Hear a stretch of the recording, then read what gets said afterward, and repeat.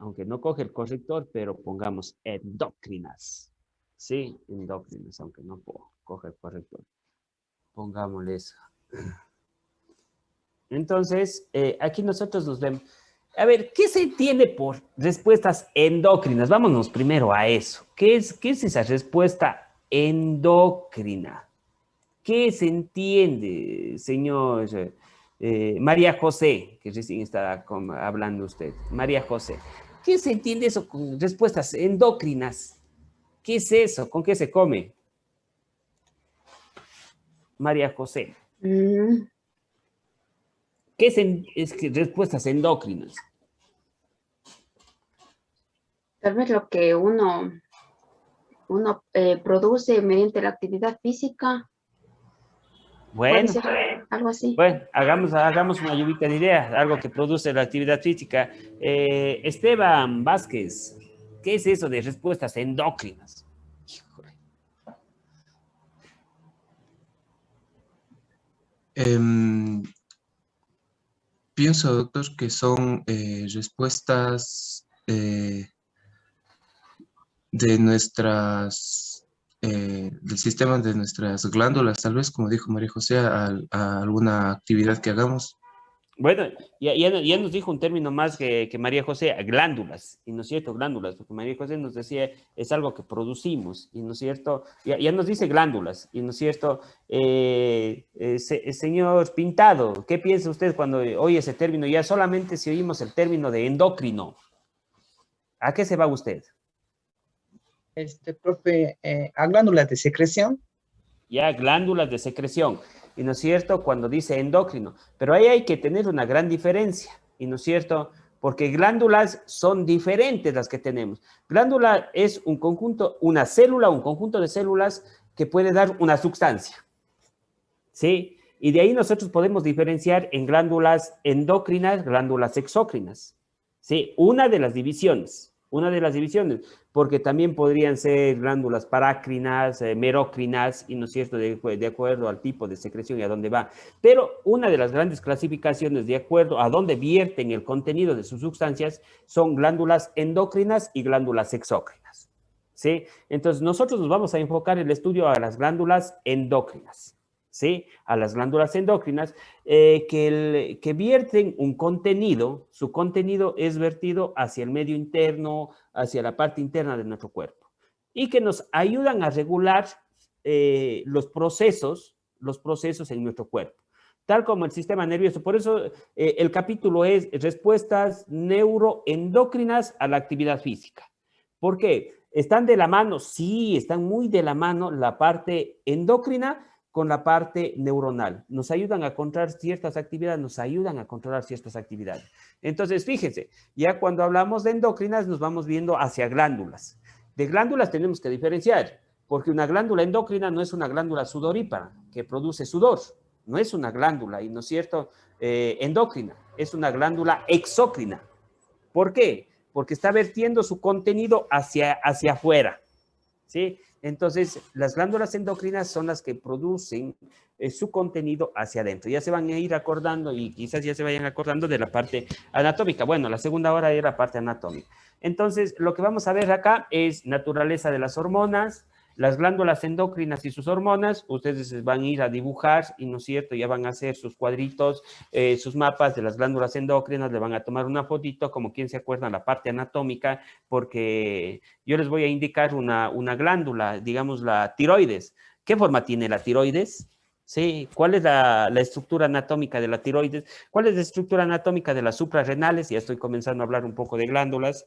¿En dónde se encuentran las suprarrenales? Sí, ¿qué estructura tienen? ¿Qué estructura tiene la glándula hipófisis o glándula maestra o pituitaria? ¿Qué estructura tiene la paratiroides? ¿Sí? Entonces hay diferentes glándulas en nuestro cuerpo, eso va a ser la parte asincónica que ustedes ya deben saber. Y después, ¿cómo afecta esta glándula endocrina que da una sustancia que se denomina hormonas? Sí, que da una sustancia que se denomina hormonas. ¿Cómo afecta cuando hacemos actividad física? La glándula endocrina da esta de aquí que se llama hormona, la sustancia que produce se denomina hormona, y cómo esta hormona afecta cuando estamos haciendo actividad física o ejercicio físico, ¿sí? Entonces, ya saben, la bibliografía básicamente está tomada solamente de Costil, está lo que vamos a ver, entonces voy a tratar de resumir, es largo los capítulos, pero siempre lo que les digo, tratamos de resumir. Bueno, ya trabajamos con María José, no le voy a estar solamente a María José diciéndole, déjenme que tengo la segunda parte. A ver, señor Godoy, déme leyendo esto, porque yo ya estoy desde las 7 de la mañana en clase, ya saben que los viernes tengo de 7 a 1 clases. Deme leyendo, señor Godoy. Dice, un niño estadounidense de 13 años se convirtió en el montañista más joven en alcanzar la cumbre del Monte Everest, una escalada dificilísima a 8.850 metros sobre el nivel del mar. El ascenso fue muy controvertido debido a la edad del niño. En realidad, el gobierno de Nepal no otorgó el permiso a la familia para subir al Everest desde Nepal, por lo que el equipo de gente que subió lo hizo desde el lado chino, mucho más difícil, ya que en este lado no había restricciones respecto a la edad. Como parte del entrenamiento previo, el niño, el padre y otro montañista durmieron durante meses en una carpa hipóxica, con el objeto de preparar el cuerpo para el ascenso a gran altura.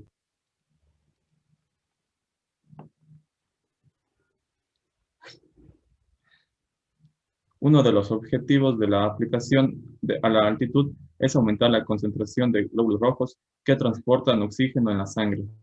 Dos hormonas importantes facilitan este proceso: el aumento de la hormona eritropoyetina, funciona como señal para que la médula ósea produzca más glóbulos rojos, y la disminución de la vasopresina, también llamada hormona antidiurética, hace que los riñones produzcan un exceso de orina, para así aumentar la concentración de glóbulos rojos. Debido a estas adaptaciones, los montañistas pudieron hacer cumbre en el Everest pasando menos tiempo en los refugios en todo el trayecto. Bueno, listo. Fíjense ustedes, siempre Costil, y cuando vayan a leer Costil, bueno, no han tenido la oportunidad de ir a buscar en la biblioteca el libro de Costil, y ¿no es cierto? Él siempre comienza con un relato dando importancia a la temática que se va a observar, que se va a estudiar, ¿sí? Entonces, cuando habla de la parte endocrina, él habla de este niño, ¿sí? Que sube al Everest, ¿sí? Que sube al Everest, algo, chuta, diríamos un poquito irse contra la salud también, ¿no es cierto? Pero él tuvo que aclimatarse. Y dentro de la aclimatación y del entrenamiento que él debe haber tenido, él da importancia a dos hormonas fundamentales que se forman. O sea, ya está hablando de estas hormonas que se estaban produciendo ¿en dónde? En las glándulas, ¿sí? En las glándulas. Estas hormonas que se producen en las glándulas, dos hormonas. La una que es la hormona eritropoyetina, que de esta hormona sí tenemos para hablar muchísimo, ¿sí? Esta hormona, bueno, es producida la eritropoyetina es producida no en una glándula, en un órgano que cumple otra función más en el cuerpo que es el glándula, que es el riñón. Sí, el riñón es más un filtro digamos, la producción de orina, o ese filtro para producir orina, ¿sí? Pero ahí en esa célula se da esta hormona, que es la eritropoyetina. Esta eritropoyetina funciona básicamente, ayuda a la médula ósea a que produzca más glóbulos rojos. Entonces, ahora sí, ustedes con este concepto, si yo produzco más glóbulos rojos, sí, si yo produzco más glóbulos rojos, desde el punto de vista energético, ¿para qué? Señor Castro, ¿para qué yo produzco más glóbulos rojos? ¿O por qué tanta es la importancia de que yo produzca más glóbulos rojos? Desde el punto de vista energético. Tal vez para aumentar la capacidad aeróbica. Ya, perfecto, no dude. Sí, Sí. para ver, ¿por qué? Porque en los glóbulos rojos, ¿qué va? Los glóbulos rojos sirven, bueno, ya también veremos, sirven para transportar el oxígeno. Sí, Y si va mayor cantidad de oxígeno hacia la célula muscular, ¿qué tendremos? Mayor oxigenación en esa célula muscular. Y si tenemos mayor oxigenación, ¿qué tenemos? Mayor proceso oxidativo. ¿Sí? Mayor proceso oxidativo. O sea que estamos hablando de más glucólisis aeróbica, más ciclo de Krebs y más cadena de transporte de electrones. Y si tenemos eso, ¿qué tendremos? Más materia prima para que se produzca energía y para que el cuerpo funcione de mejor manera. ¿Sí? ¿Deportes de qué? Deportes de largo aliento. Sí, todo esto ya fuimos viendo, deportes. Entonces, si hay esos deportes de largo aliento, y no es cierto, y tenemos más glóbulos rojos, perfecto. ¿Saben que eso? Por eso también la eritropoyetina se la utiliza por esta función que estamos, antes ya, después veremos ya de manera rapidísima esta función de la eritropoyetina. Por eso también a la eritropoyetina se le utiliza como dopaje. Los ciclistas, y ahora que somos, todo el mundo anda viendo ciclismo, y no es cierto, desde que Carapaz ganó el Giro de Italia, y no es cierto, nos hemos vuelto un poco más a ver un poco más de ciclismo. Y ahí hay los grandes casos de doping en el ciclismo son con eritropoyetina, con esta hormona que produce nuestro propio cuerpo para que se produzcan más glóbulos rojos. ¿Sí? Por lo que vienen a la altura a entrenar, ¿para qué? Para que el cuerpo se acople a la menor presión parcial de oxígeno, pero al acoplarse se adapta y produce más eritropoyetina para que se produzcan más glóbulos rojos. ¿Sí? Y para que tengamos mayor oxígeno en las células musculares para que rindan más. Entonces, hay grandes documentales como de Armstrong, y no es cierto, en donde ven el dopaje y qué sustancias era la que se ponían. La que más se ponían eran la eritropoyetina, además de hacerse autotransfusiones y todo ese tipo de cosas que se hacen en la parte del ciclismo. Por eso es medio un poquito, en el ciclismo saben decir, es medio manchado y por eso les andan atrás en los casos de dopaje, ¿sí? Entonces se puede ver mucho de esto de acá y la utilización de esta hormona. Fíjense, utilizamos una hormona para sacar ventaja en el rendimiento físico. Sí, se utiliza una hormona. Entonces por eso es tanto la importancia que tienen las hormonas frente al ejercicio físico. Entonces, una de las hormonas que utilizó dentro, sí, que se promovió el aumento, digamos en sí, en este chico, ¿sí? ¿Por qué? Porque arriba voy a tener menos presión parcial de oxígeno, ¿no es cierto? Entonces voy a tener, como decir, el oxígeno no va a ingresar bien a mi cuerpo, entonces el poco oxígeno que ingrese a mi cuerpo, yo necesito que estén más glóbulos rojos para que transporten hacia las células, ¿sí? Doctor. Sí, Cristian. Bueno, una vez escuché que los cachetes rojos que tienen la mayoría de gente en las sierras es debido al alto cantidad de glóbulos rojos y esto se daría entonces debido a esta hormona. En O, parte, claro, por supuesto, pero verá que en altura, alguien que sea ya que vive en altura, sí, ya digamos que tiene los cachetes rojos, bueno, también es por la quemadura solar, no solamente por la cantidad de glóbulos rojos que tenga. Claro, por supuesto. Si yo me voy, ustedes que viven aquí en la sierra y tienen algún primo o prima en la costa, ustedes van a tener mayor cantidad de glóbulos rojos que esa prima o primo que vive a nivel del mar. ¿Pero por qué? Sí, y eso hablaremos en respuestas respiratorias. ¿Por qué? Porque hay mayor presión de oxígeno. Digamos ahorita, después cuando veamos respiratorio, ahí, digamos, allá tienen más oxígeno. Sí, no es así, pero ya después en respiratorio, veamos, para ser más explicativo. Allá tienen más oxígeno, entonces si yo tengo más oxígeno, no necesito tantos glóbulos rojos que estén llevando el oxígeno, ¿sí? Entonces por eso a nivel de mar tienen menos cantidad de glóbulos rojos, menos hemoglobina, todo eso. Pero yo estoy acá a 2.500 metros sobre el nivel del mar, ¿yo qué necesito? Ya no hay tanto oxígeno como existe en la costa. Entonces yo necesito mayor cantidad de glóbulos rojos. ¿Para qué? Para que el oxígeno que está ahí, que está en el aire, y no es cierto, sea captado por mis glóbulos rojos, pero como ya no hay tantos, yo necesito, y no es cierto, más glóbulos rojos. Si me voy a la provincia del Cañar, y no es cierto que es más alto, ¿cuántos haremos? 3.000 metros más o menos, 2.900, 3.000 metros. Y no es cierto, ¿qué tendrán ellos? Ellos van a tener más glóbulos rojos que los que yo tengo. ¿Por qué? Porque allá existen menos cantidad de oxígeno. Si me voy al Himalaya, sí, si me voy para subir al Everest, y no es cierto, ¿qué tendrán ellos, los autóctonos de esa parte? Ellos van a tener mayor cantidad de glóbulos rojos, pero eso ya está determinado genéticamente porque ellos viven ahí. Sí, porque ellos viven ahí. Entonces, por eso dice los cachetes rojos, sí, sí, van a tener mayor cantidad, pero los cachetes rojos no son solamente de los glóbulos rojos, sino también es por la parte solar, ¿sí? Mientras más alto, el sol pega más fuerte. ¿Sí? No es solamente, por eso cuando nos vamos, les sé hacer una de las cosas que cuando nos vamos a hacer excursión, cuando nos vamos al Cajas y todo ese tipo a una ruta de aventura alta, lo primero que deben poner son protectores solares y gafas. Sí, no solamente cuando se van de vacaciones a la playa, ahora que en este agosto todo el mundo se ha de ir de la sierra a la playa, y no es cierto, como ya están abriendo las restricciones y ya están vacunándose más, todo el mundo se ha de ir a la playa, ahí se van llevando protector solar, pero cuando se van una excursión para acá, para las Cajas, dice, ¿para qué? Si me estoy yendo acá al frío, ¿qué me voy a poner protector solar? Más protector solar, ¿no es cierto? ¿Por qué? Porque los rayos solares están más directamente, ¿sí? Más directamente, estamos más altos. ¿Sí? Y más aquí en el Ecuador, que estamos en el centro en el centro del planeta y que estamos más altos. ¿Sí? Fíjense entonces, a partir del conocimiento vamos viendo y vamos reaccionando sobre estos aspectos. Entonces, sí. Disculpe, yo también le tenía una pregunta.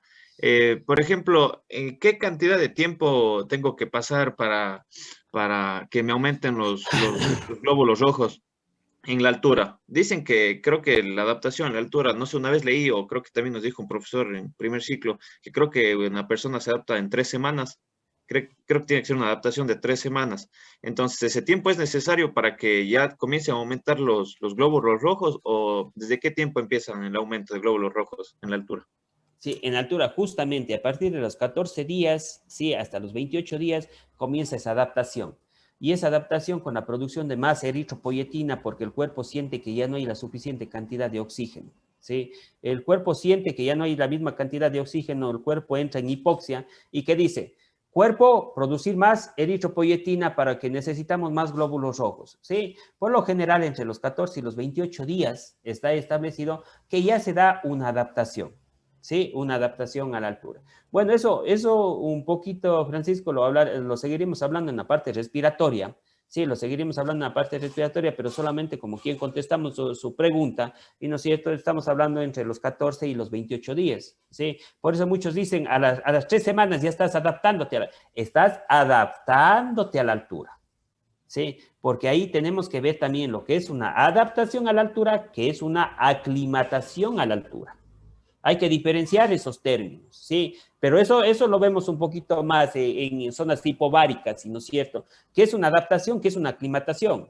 Por eso también ahora que están jugando en el fútbol, ya me ponen a hablar de otras cosas. Cuando se está hablando ahora en el fútbol, se dice, ¿no es cierto? Vienen de Quito, pero ya Antonio Valencia, perdón, ya no está convocado, pero Antonio Valencia viene jugando solamente a nivel del mar. Pero a él se le hace menos difícil que se adapte a jugar en la altura de Quito. ¿Por qué? Porque tiene esa memoria fisiológica. ¿Sí hay esa memoria fisiológica? Sí, sí hay, sí existe.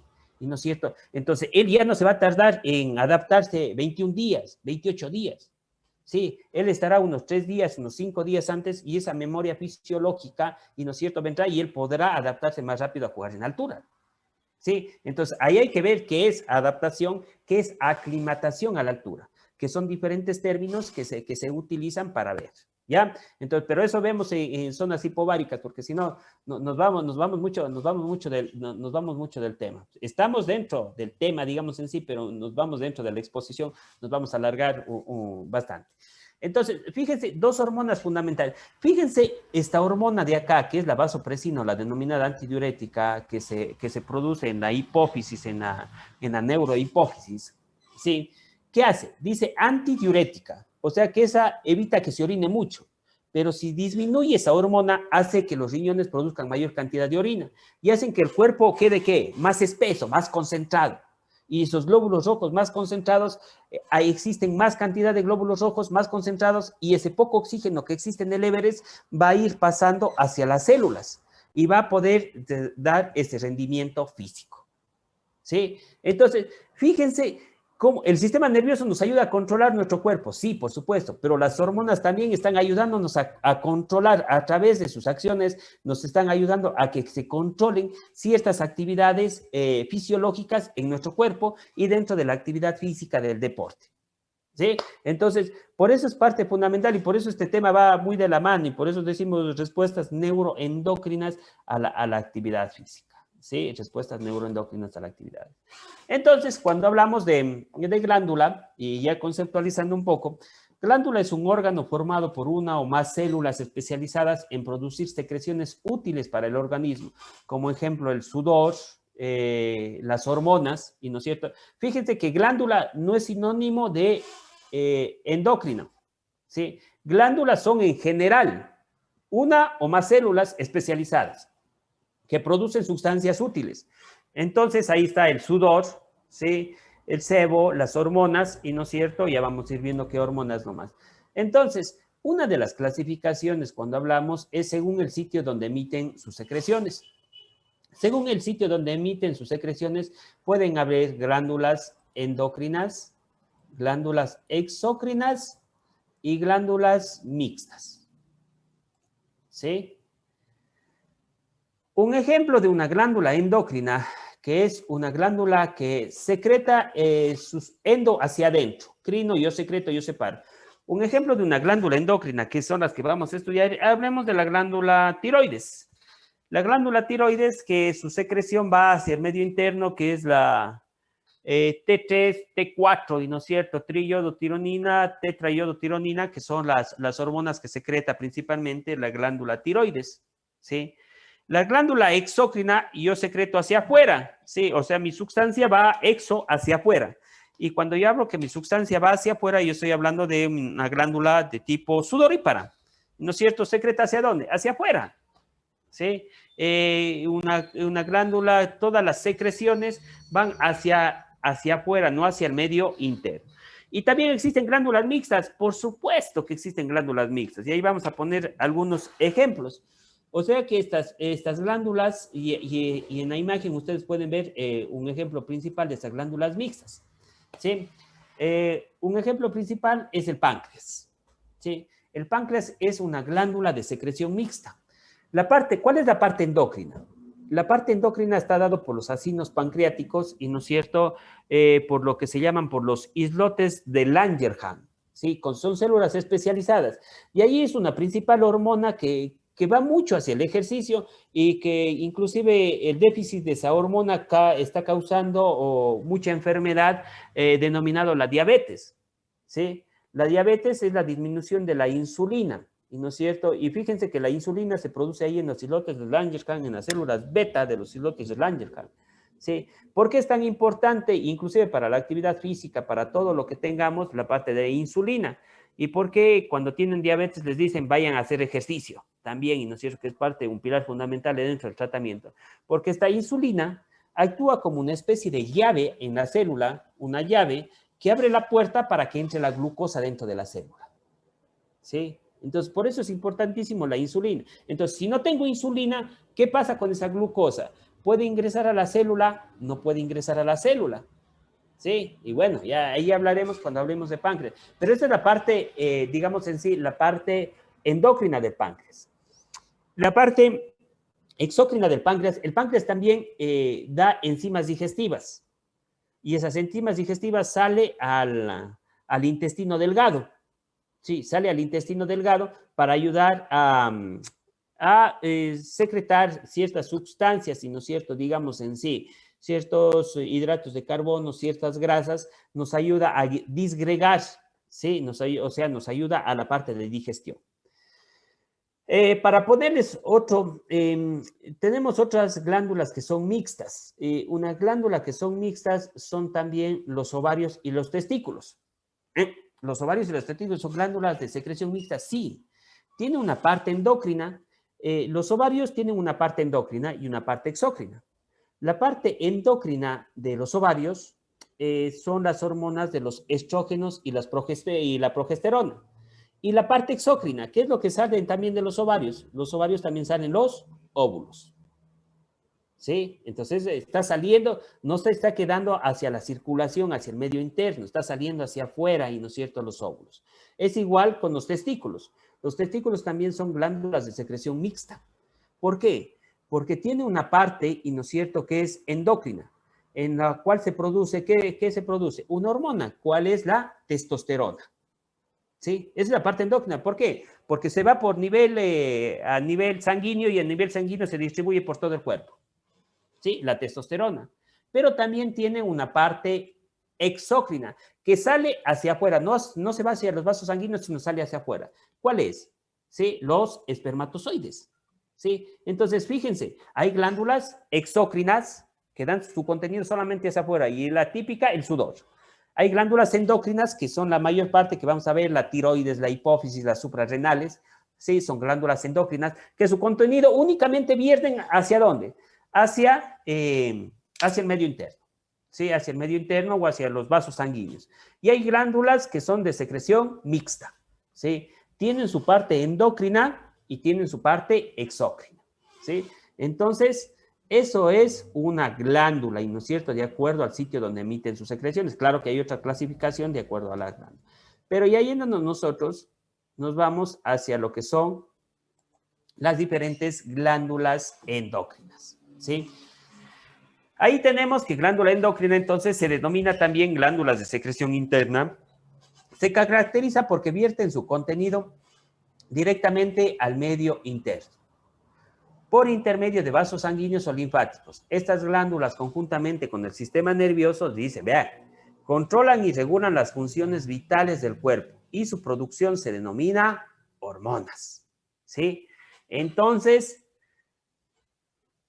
en el gráfico que ustedes pueden observar en esta parte inferior, ustedes aquí tienen algunas glándulas endócrinas. Entonces, el trabajo asincrónico que vamos a hacer ahora es, vamos a hacer un dibujo de esto de acá, ¿sí? Pero vamos a irle sacando, supónganse, el hipotálamo no es una, ¿sí? La hipófisis, vamos a sacarle a la hipófisis y vamos a ver qué forma tiene. Yo voy a garabatear aquí. Sí, la hipófisis tiene una forma de una pera, de una uva, de una manzana, de un limón, ¿de qué tiene? ¿Qué partes tiene la hipófisis?